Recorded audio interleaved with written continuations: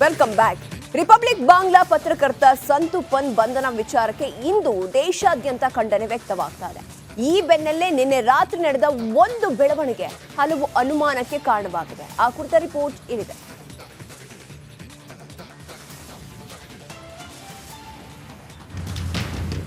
ರಾತ್ರಿ 10 ಗಂಟೆ ಸಮಯ ಸಂದೇಶ್ ಖಾಲಿ ಜೈಲಿನಲ್ಲಿದ್ದ ನಮ್ಮ ರಿಪಬ್ಲಿಕ್ ಬಾಂಗ್ಲಾ ವರದಿಗಾರನನ್ನ ಪೊಲೀಸರು ಅಚಾನಕ್ ಆಗಿ ಅಚ್ಚರಿ ಎನ್ನುವಂತೆ ನಿರ್ಜನ ಪ್ರದೇಶಕ್ಕೆ ಶಿಫ್ಟ್ ಮಾಡಿದ್ರು.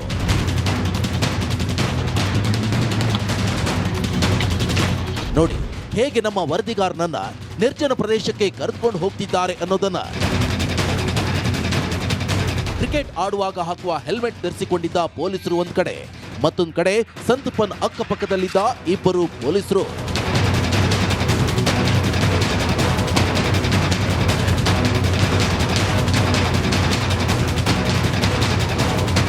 ನೋಡಿ, ಪೊಲೀಸರು ಮುಖ ಮುಚ್ಚಿಕೊಂಡು ಕ್ಯಾಮೆರಾಗೆ ಮುಖ ತೋರಿಸದೆ ಅಸಹಾಯಕತೆಯಿಂದ ನಮ್ಮ ವರದಿಗಾರನನ್ನ ಮಾತನಾಡದಂತೆ ಬಾಯಿ ಮುಚ್ಚಿಸಿ ಕರೆದುಕೊಂಡು ಹೋಗ್ತಿದ್ದಾರೆ.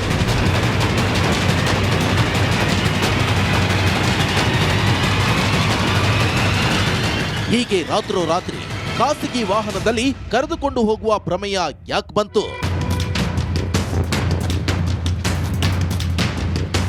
ಒಂದು ಬೋಟ್ನಲ್ಲಿ ಕಕ್ಕತ್ಲಲ್ಲಿ ಎಲ್ಲಿಗೆ ಕರೆದುಕೊಂಡು ಹೋಗ್ತಿದ್ದಾರೆ?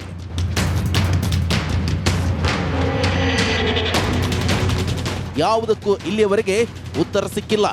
ಎಲ್ಲಿಗೆ ಕರೆದುಕೊಂಡು ಹೋಗ್ತಿದ್ದಾರೆ ಅನ್ನೋದರ ಬಗ್ಗೆ ಪೊಲೀಸರು ಮಾಹಿತಿ ನೀಡಿಲ್ಲ.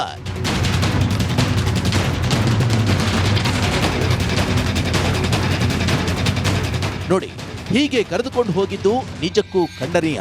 ಈ ಮಾತನ್ನ ನಾವು ಹೇಳ್ತಿಲ್ಲ, ಹಿರಿಯ ಪತ್ರಕರ್ತರಾದಿಯಾಗಿ ಧ್ವನಿಗೂಡಿಸಿದ್ದಾರೆ. ಬಂಗಾಲಿ ಸ್ವೀಟ್ಸ್ ಅಂತಂದ್ರೆ ನಾವು ಕೆಸಿ ದಾಸ್ ಬಂಗಾಲಿ ಸ್ವೀಟ್ಸ್ ಅಂಗಡಿಯಲ್ಲಿ ಸಂದೇಶ್ ಅಂತಂದ್ರೆ ಅದೊಂದು ಬಂಗಾಲದ ಸುಪ್ರಸಿದ್ಧ ಸಾಂಸ್ಕೃತಿಕ ಸಿಹಿ ತಿಂಡಿ. ಆದ್ರೆ ಇವತ್ತಲ್ಲಿ ಸಿಹಿ ಸುದ್ದಿಗಳೇ ಬರ್ತಾ ಇಲ್ಲ, ಬರೀ ಕಹಿ ಸುದ್ದಿಗಳೇ. ಎಲ್ಲ ಒಂದ್ ಕಡೆ ಬಾಂಗ್ಲಾದೇಶದಲ್ಲಿರೋದು, ಇದು ಪಶ್ಚಿಮ ಬಂಗಾಳದಲ್ಲಿರೋದು ಸರ್ಕಾರವಲ್ಲ, ಸರ್ವಾಧಿಕಾರಿ ಸರ್ಕಾರ. ಅಲ್ಲಿರೋದು ಪ್ರಜಾಪ್ರಭುತ್ವವಾದಿ ಸರ್ಕಾರವಂತೂ ಅಲ್ವೇ ಅಲ್ಲ, ಅಲ್ಲಿರೋದು ನಿಚ್ಚಳವಾದ ಸರ್ವಾಧಿಕಾರ.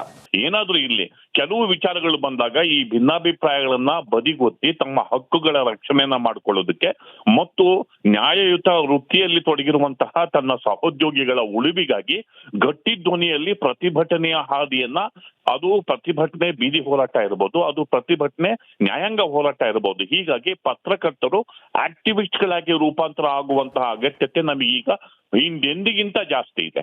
ಡೇಂಜರ್, ನೀವು ಇಮಿಡಿಯೇಟ್ ಆಕ್ಟ್ ಮಾಡ್ಬೇಕೀಗ. ಅವ್ರಿಗೆ ಫಸ್ಟ್ ನೀವು ಲಾಫುಲ್ ಕಸ್ಟಡಿ ಒಳಗೆ ತಗೊಂಬನ್ನಿ. ಯಾವ ಕಸ್ಟಡಿಲಿ ಇದಾರೆ ಗೊತ್ತಿಲ್ಲ.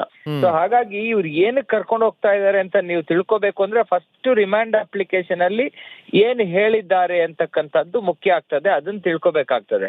ಈಗ ರಿಮಾಂಡ್ ಅಪ್ಲಿಕೇಶನ್ ಅಲ್ಲಿ ಇವರಿಂದ ಕೆಲವರು ಡೀಟೇಲ್ಸ್ ನಾವು ಸಂಗ್ರಹ ಮಾಡಬೇಕಾಗಿದೆ. ಇಂತಿಂತ ಜಾಗಕ್ಕೆ ಕರ್ಕೊಂಡೋಗಿ ಇವ್ರನ್ನೇನಾದ್ರೂ ಸ್ಥಳವನ್ನ ಗುರುತಿಸಬೇಕಾಗಿದೆ, ಆ ಸ್ಥಳದಲ್ಲಿ ಬೇರೆ ಇನ್ನೇನೋ ಪತ್ತೆ ಕಾರ್ಯ ಮಾಡಬೇಕಾಗಿದೆ. ಯಾಕಂದ್ರೆ ಇವರೆಲ್ಲ ಪೊಲೀಸರ ನಡೆಯನ್ನ ನೇರವಾಗಿಯೇ ಖಂಡಿಸಿದ್ದಾರೆ. ಅಲ್ಲದೆ ಪತ್ರಕರ್ತರನ್ನ ಈ ರೀತಿಯಾಗಿ ನಡೆಸಿಕೊಂಡಿದ್ದು ತಪ್ಪು ಅಂತ ಹೇಳಿದ್ದಾರೆ.